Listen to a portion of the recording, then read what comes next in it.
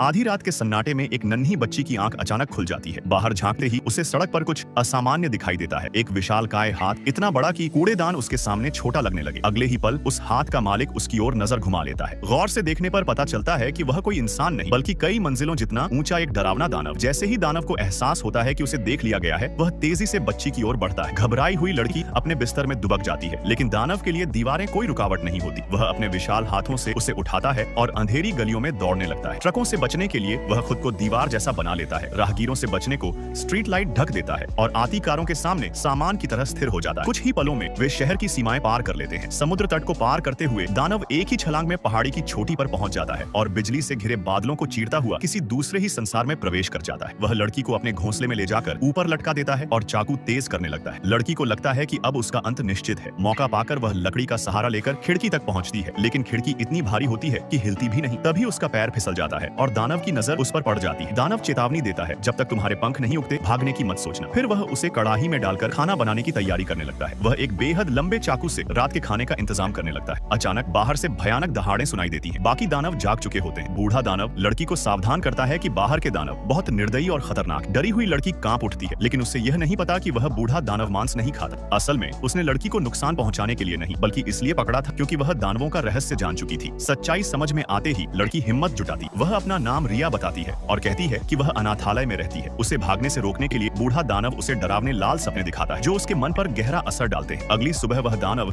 एक खास हरी ड्रिंक पीता है जिसमें अजीब तरह से बुलबुले उठते रहते हैं। वह बताता है कि इससे डकार नहीं आती, लेकिन जब वह गैस छोड़ता है तो आसपास के सारे दानव जाग जाते हैं और एक नए खतरे का आगाज हो